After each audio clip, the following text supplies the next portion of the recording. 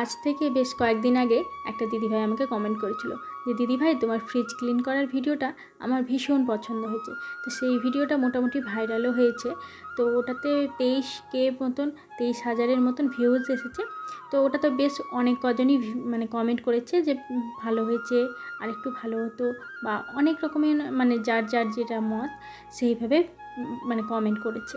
তো তার মধ্যে একটা কমেন্ট হলো যে দিদিভাই তুমি যদি এরপরে একটা ভিডিও দাও যে তোমার ফ্রিজটা কীভাবে গুছিয়ে রেখেছো বা কীভাবে তুমি তোমার ফ্রিজটাকে অর্গানাইজ করে রেখেছো, তো ভীষণ ভালো হয়।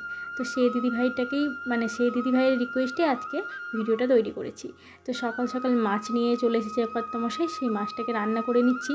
তো সকাল থেকে তেমন তোমাদের সাথে কোনো ভিডিও শেয়ার করিনি, কারণ তোমাদেরকে বললামই যে আজকে মূলত সেই দিদিভাইয়ের রিকোয়েস্টের জন্যই আজকের ভিডিওটা শুরু হলো। তো শুভ সকাল বন্ধুরা, আশা করি সবাই খুব ভালো আছো, সুস্থ আছো। ভিডিও তো অনেকক্ষণ আগেই শুরু করেছি, তোমরা দেখতেই পেলে। তো এখন ইন্ট্রোটা দিয়ে দিলাম। আর মালদা জেলার এই ছোট্ট গ্রাম থেকে তোমাদেরকে অনেক অনেক শুভেচ্ছা ও ভালোবাসা জানিয়ে আজকে ভিডিওটি শুরু করলাম। কে কোথা থেকে ভিডিওটা দেখছো অবশ্যই কমেন্ট করে জানাবে। ভিডিওটা ভালো লাগলে একটা লাইক করে দিবে, আর যারা নতুন দেখছো তারা প্লিজ চ্যানেলটাকে সাবস্ক্রাইব করে চ্যানেলটার পাশে থেকো। তো এর আগের দিন তো তোমাদেরকে বলেছিলাম যে সেই কড়াইটা তো নেই, এই নতুন কড়াইটাতে মাছ ভাজতে কিন্তু ভীষণ ভালো লাগছে, আর কড়াইটা চকচক করছে। আজকে তাড়াতাড়ি করে রান্নাটা বসিয়ে দিয়েছি, কারণ কর্তামশাই আজকে খেতে আসবে দুপুরে। তো সেই কারণে তাড়াতাড়ি রান্নাটা বসিয়ে দিয়েছি। আর এইদিকে ফ্রিজ থেকে যত রকম সবজি ছিল সমস্ত বের করলাম।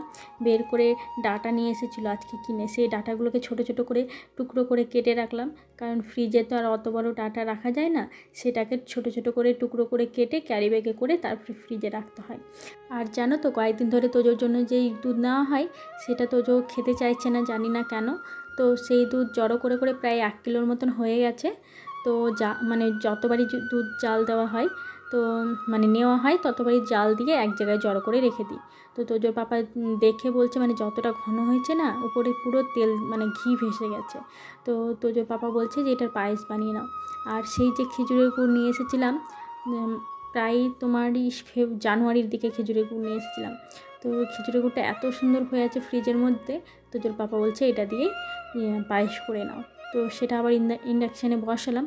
ইন্ডাকশানটা জানো তো হঠাৎ করে মানে চলে আবার বন্ধ হয়ে যায়। তো মাসখানেক তুলে রেখেছিলাম, আজকে আবার তোজোর পাপা বলল যে বের করো। তো সেই যে আমাদের একটা নতুন ইন্ডাকশান নেওয়া হয়েছে, তো ওটা এখনও সেটিং করা হয়নি, ওটার জন্য জানো তো আলাদা বোর্ড লাগবে। তো সেই বোর্ডটা নিয়ে আসা হয়েছে, কিন্তু এখনও ইলেকট্রিকের কাউকে ডাকা হয়নি। তো পুরাতন ইন্ডাকশানটা আবার বের করলাম যে দেখি এটা আবার চলে নাকি। তো ইন্ডাকশানটা জানো তো সমস্ত কিছুই ভালো আছে, কিন্তু লোড নিতে পারছে না, মানে যে হিটটা হয় সেই হিটটা হচ্ছে না। না হলে সমস্ত বাটন থেকে শুরু করে সমস্ত কিছুই কাজ করছে জানো তো, কিন্তু যে মানে কোনো কিছু বসালে যে হিটটা হয় সেই হিটটা আর হচ্ছে না। তোমাদেরকে তো দেখাচ্ছি, দেখতেই পাচ্ছ যে ইন্ডাকশানের মানে সমস্ত কিছু প্যানেল থেকে শুরু করে সমস্ত কিছুই ভালো আছে। তো এদিকে মাছটা ভাজতে বসিয়েছি, আর মাছটা জানো তো মনে হয় কড়াইটা একটু কম গরম করে দিয়েছিলাম, সেই কারণে মাছগুলো লেগে যাচ্ছে।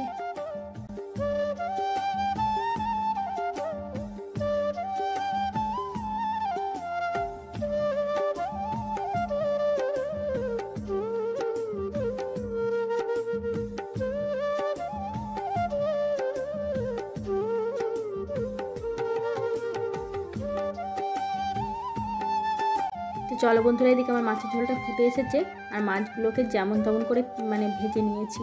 তো অনেক কটা মাছই ভেঙে গেছে। তো এদিকে দেখো, প্রথমে জানো তো ভাবলাম যে আলু আর পটল দিয়ে মাছের ঝোলটা করে নেব, তারপরে ভাবলাম যে না থাক, শুধু আলু দিয়েই করে নিই। একটু পেঁয়াজ কুচি করে দিয়েছি, আর রসুন তো আমি খাই না মাছে, তোমরা জানো। শুধু পেঁয়াজ কুচি করে দিয়ে আর জিরা আদা বাটা দিয়ে করে নিয়েছি। তো মাছের ঝোলে কালারটা দেখো কী সুন্দর হয়েছে। আর তোজোর পাপা যেহেতু মাছের মধ্যে একটা তেল নিয়ে এসেছিলো, আর মাছের একটু ডিম ছিল, সমস্ত কিছুই এর মধ্যে দিয়ে দিলাম। আর এই যে ভাঙা ভাঙা টুকরোগুলো দেখতে পাচ্ছ, মানে দুটোর মতন মাছ ভেঙে গেছিলো। আর এদিকে মানে রান্নাঘরে এত পিঁপড়ে হয়েছে কি বলবো। আর পায়েসটা করে নিচ্ছি হাত ধুয়ে নিয়ে, দেখো দেখতে পাচ্ছ। তো মানে আমাদের নিরামিষ আমিষ তো তেমন কোনো বৃহস্পতিবার ছাড়া চলে না।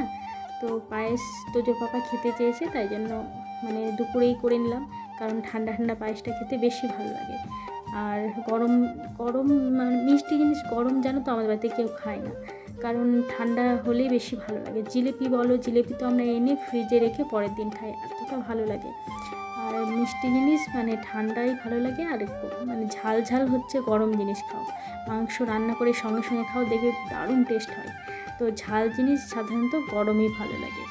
তো চলো, এদিকে আমি রান্নাঘর পরিষ্কার থেকে শুরু করে রান্না করা, বাসন মাজা সমস্ত কিছু কমপ্লিট। আর স্নান করিনি, জানো তো, স্নান এখন আমাদের সামনে যে রাস্তাটা আছে ওই রাস্তাটা পরিষ্কার করে স্নান করব। তারপরে তোমাদেরকে দেখাবো যে আমি কীভাবে ফ্রিজটা মানে গুছিয়ে রেখেছি। আমি একটা খুবই নর্মাল মানে সাধারণভাবে নিজের ঘরের জিনিসপত্র গোছাই, কারণ অতটা হাইফাই জিনিস কেনার মতন আমার ক্ষমতাও নেই, আর অতটা হাইফাইভাবে যে গুছিয়ে রাখবো তেমনও সামর্থ্য নেই। তো সেই কারণে নর্মালভাবে মানে যেইভাবে মানে একটা সাধারণ পরিবারে আমরা জিনিসগুলোকে সুন্দর করে রাখতে পারবো সেইভাবেই করে রাখি।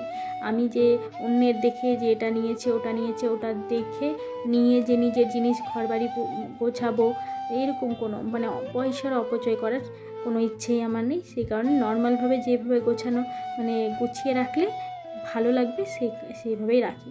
তো এদিকে জামা কাপড়গুলো কেচে মেলা দিয়েছি, দেখতেই পাচ্ছ। আর আজকের আকাশটা দেখবে, দাঁড়াও তোমাদেরকে দেখাই, ভীষণ সুন্দর লাগছে জানো তো। মানে আকাশের কালারটা একটু মানে অন্য ধরনের, ভীষণ ভালো লাগলো আকাশটা দেখতে। তো শরতের আকাশের থেকেও ভালো লাগছে, এত সুন্দর আকাশটা লাগছে, আর দেখে ভারী ভালো লাগলো, মনটা এতটা মানে শান্ত হয়ে গেল। তো ভীষণ মানে সুন্দর একটা আজকের ওয়েদারটা, রোদ করা করলেও ওয়েদারটা ভীষণ ভালো লাগছে, একটু হালকা হালকা বাতাসও দিচ্ছে। তো চলো এদিকে স্নান সারবো, আর কাজ মোটামুটি কমপ্লিট হয়ে গেছে সমস্ত কাজই। তো এদিকে চলে আসলাম গলিটা ঝাড় দিতে, তোমাদেরকে বললামই যে রাস্তাটা আজকে একটু ঝাড় দিয়ে নেবো। আর দেখো কত নোংরা জড়ো হয়েছে, সেই ওই পিছন গলি থেকে নোংরাগুলো নিয়ে আসলাম। ওইদিকে যেহেতু প্রতিদিন ঝাড় দেওয়া হয় না, তো ওইদিকে প্রচুর নোংরা জমে গেছিলো। তো দেখতেই পাচ্ছ কতগুলো নোংরা আছে। তো এগুলো আজকে আর ফেলতে যাবো না, যেহেতু আজকে একদমই সময় নেই, শুধু জড়ো করে রেখে দেবো।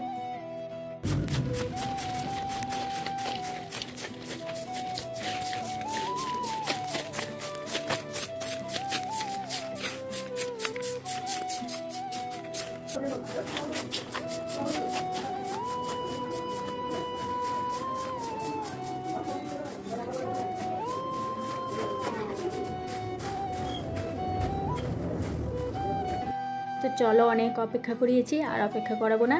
তো চলো এবার আমি তোমাদেরকে দেখাবো যে আমার ফ্রিজটা আমি যেভাবে একদম অতি সাধারণভাবে গুছিয়ে থাকি, কারণ আমার ফ্রিজে অত হাইফাই জিনিস দিয়ে কোনো কিছু দেখবে না, একদম নর্মালভাবে যেভাবে সবাই রাখে তো সেইভাবে আমিও রাখি, একদম কোনো হাইফাই মানে গুছিয়ে রাখি না। তো চলো তোমাদেরকে আগে ফ্রিজটা দেখাই।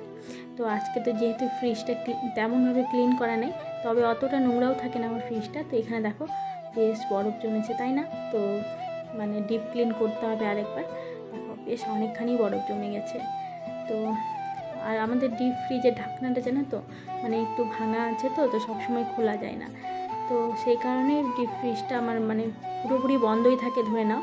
যখন মাছ টাছ নিয়ে আসে বেশি করে, তো তোর পাপাই রেখে দেয়। আর এইদিকে দেখো সেই যে খেজুরের গুড় বললাম যে পায়েস করবো, আর একটুখানি বেঁচে গেছে, এটা রেখে দিই, আবার একদিন করে নেব। আর এক সাইডে আছে দইয়ের বাটি, দেখতেই পাচ্ছ। তো তোজোর পাপা তো মাঝে মধ্যে দই খায়, সেই কারণে ওর জন্য দই জমাতে হয়।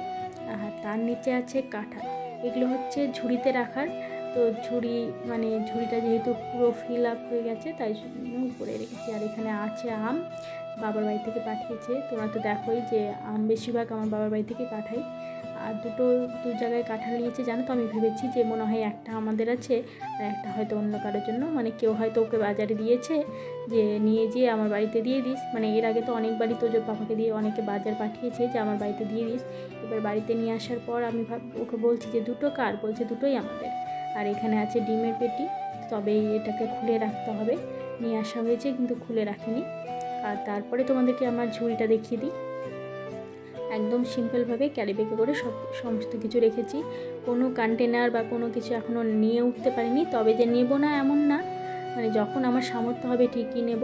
আর এদিকে দেখো ডাঁটাগুলোকে ছোটো ছোটো করে পিস করে এইভাবে করে কেটে রেখেছি, তবে জানো তো বেশ অনেক দিনই ভালো থাকে এইভাবে করে রাখলে। আর এখানে আছে এই ক্যারিব্যাগটা দেখো খুলে গেছে। এখান থেকে লেবু নিয়ে সকালে তোজোর পাপাকে দিয়েছিলাম। আর এখানে গাজর আছে, পটল আছে, আর তেমন কিছু নেই বাজার। তোজোর পাপা আজকে বাজার থেকে শুধু ডাঁটাই নিয়ে এসেছিলো আর পটল নিয়ে এসেছিলো। তো সেই কারণে তোমাদেরকে এই কটা জিনিসই দেখালাম। আর এখানে দেখো ফ্রিজটা না উপর থেকে কিছু একটা পড়েছিল, এখন মনে পড়ছে না, তো এখানে ফুটো হয়ে গেছে। আর এখানে তো দেখতেই পাচ্ছ কী কী রাখা আছে। এখানে আমার পুরো কেকের জিনিসপত্র রাখা আছে, কেকের ফুড কালার থেকে শুরু করে বেকিং পাউডার থেকে শুরু করে ইস্ট, তারপর আর জ্যাম আছে ওটা। আর এদিকে দেখো এটা মেয়োনিজ নিয়ে এসেছিলাম, কিন্তু এতটা বাজে খেতে, আমাদের বাড়িতে কেউ খাচ্ছে না। আর এখানে সস, গ্লুকন-ডি, তো নিচে আছে দুটো জলের বোতল, যেহেতু আমাদের ফ্রিজের জল খুব একটা খায় না। আর এখানে আছে লঙ্কা আর আদা, যেহেতু লঙ্কা আদাটা খুব প্রয়োজন হয়, সেই কারণে এই সামনেই রেখেছি। তো দেখিয়ে দিলাম তোমাদেরকে আমার ফ্রিজটা কেমন আমি সিম্পলভাবে গুছিয়ে রেখেছি। ভালো লাগলে অবশ্যই লাইক করে দিবে। তো চলো তবে বন্ধুরা, আর যেহেতু ভিডিওটা এই পর্যন্তই রাখবো, তো ভিডিওটা এখান থেকে শেষ করলাম। সবাই ভালো থেকো, সুস্থ থেকো, পরিবারের সকলকে নিয়ে ভালো থেকো। আর যারা নতুন দেখছো তারা প্লিজ চ্যানেলটাকে সাবস্ক্রাইব করে চ্যানেলটার পাশে থেকো।